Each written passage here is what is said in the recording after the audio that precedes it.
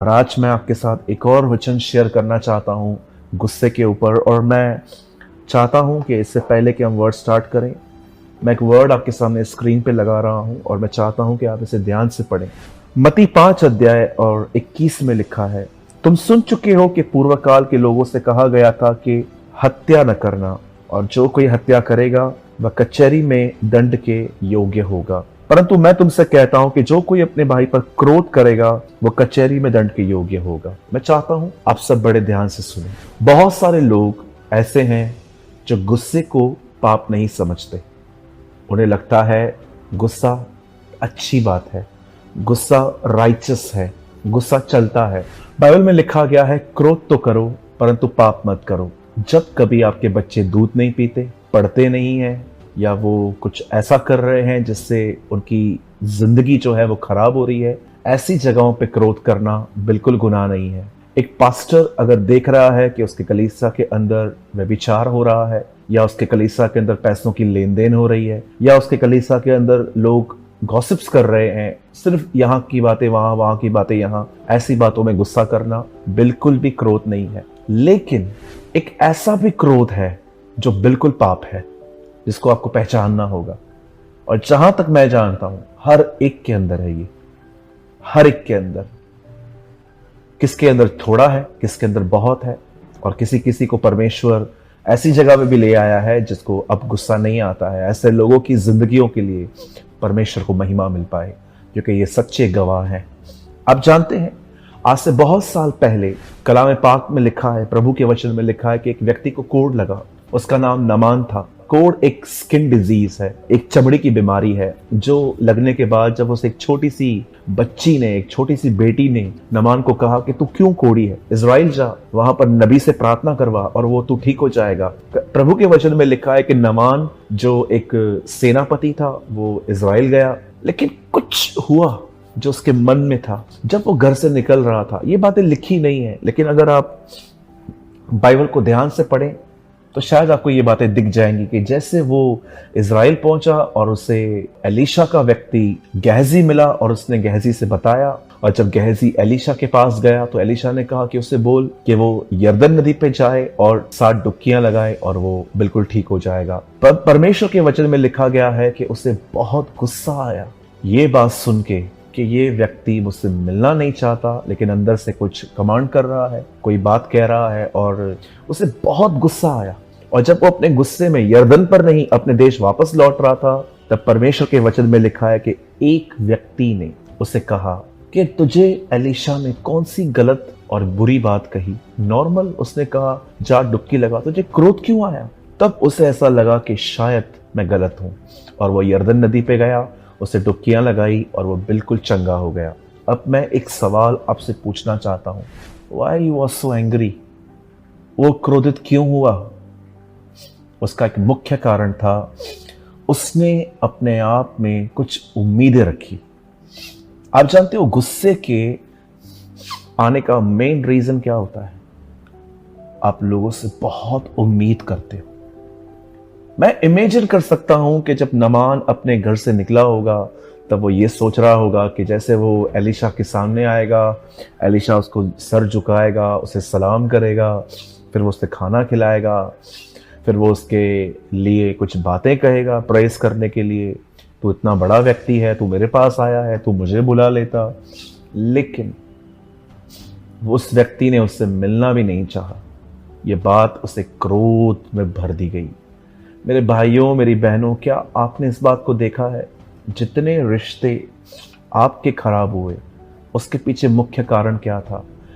जितनी आप उम्मीदें करते हो उतने लोग पूर्ण नहीं कर पाते, जिसकी वजह से आपके अंदर नेगेटिविटी, नफरत, क्रोध और उनके प्रति बुरे बुरे विचार आते हैं। जानते हो आप उम्मीद किससे करते हैं? उम्मीद आप उनसे करते हैं जो जिनके आप करीब चले जाते हो। लेकिन आपको इस बात को समझना होगा, हर व्यक्ति आपके लिए सदैव अवेलेबल नहीं रह सकता। मदद कोई एक बार कर सकता है, 2 बार कर सकता है, लेकिन वो बार बार नहीं कर सकता। कोई आदमी आज अवेलेबल है, कई बार जो लोग हमें अटेंशन नहीं देते, ध्यान नहीं देते, हम उनके लिए नेगेटिव हो जाते हैं पर हम उनके लिए ये नहीं सोचते हैं कि शायद उनके भी कुछ हालात हैं।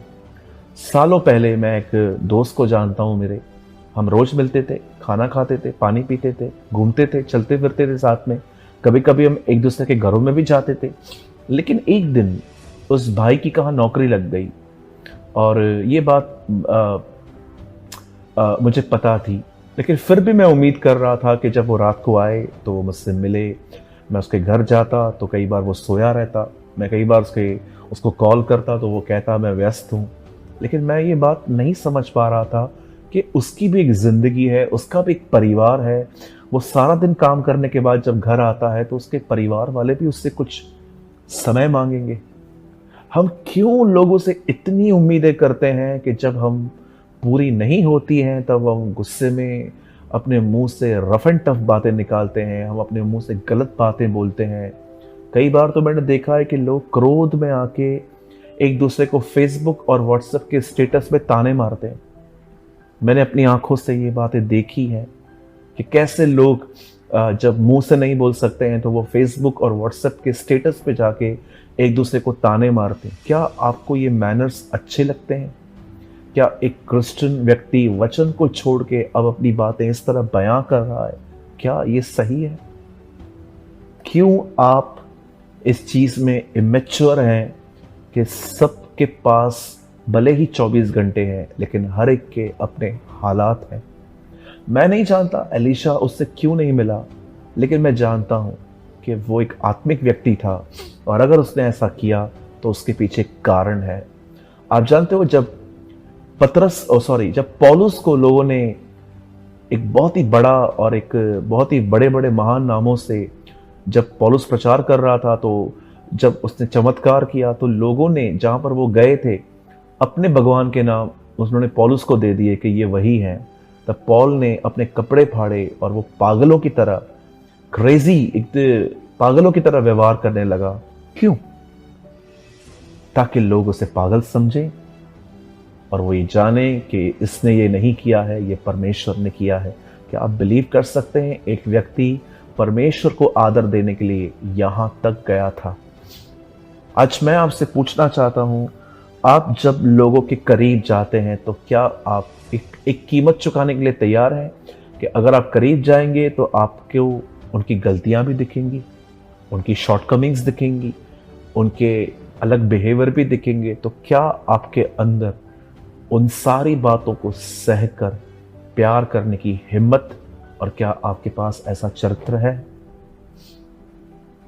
मैं बहुत डरता हूं लोगों के करीब जाने में, खुदा इस बात को जानता है, क्योंकि मैं कभी कभी सोचता हूं कि अगर मैं किसी के करीब चला जाऊं और उसके अंदर मेरे लिए उम्मीद आ जाए कि मैं उसको कॉल करूंगा, मैसेज करूंगा, जबकि मैं व्यस्त हूं, मैं सेवा में व्यस्त हूं, मैं बहुत सारी जगहों पे व्यस्त हूं, इवेंट्स में व्यस्त हूं, मीटिंग्स में व्यस्त हूं।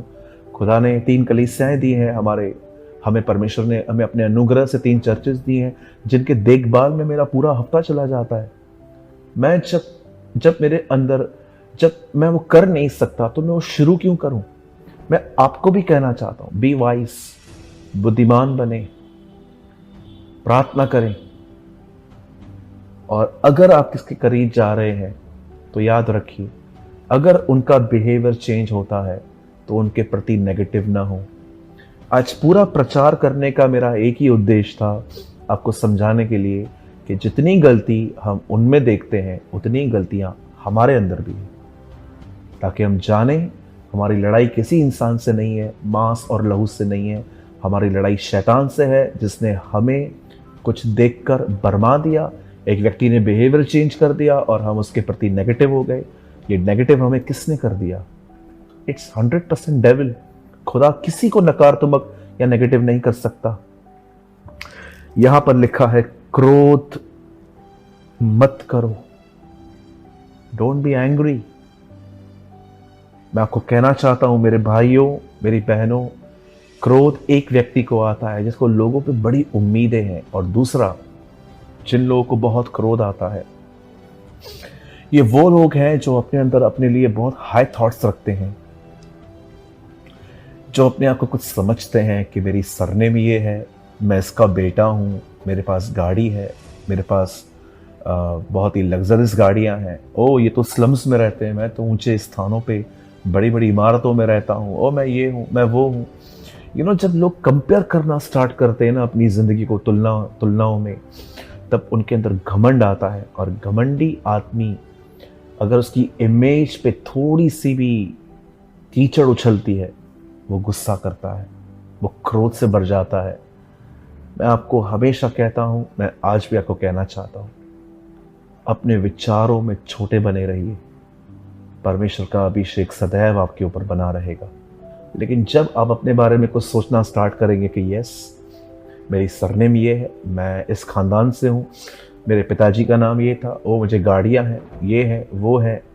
इवन अगर आप एक पास्टर हैं और आप कंपेयर करते हैं कि मेरी चर्च में हज़ारों लोग आते हैं, हाँ, उसके चर्च में तो कोई नहीं आता।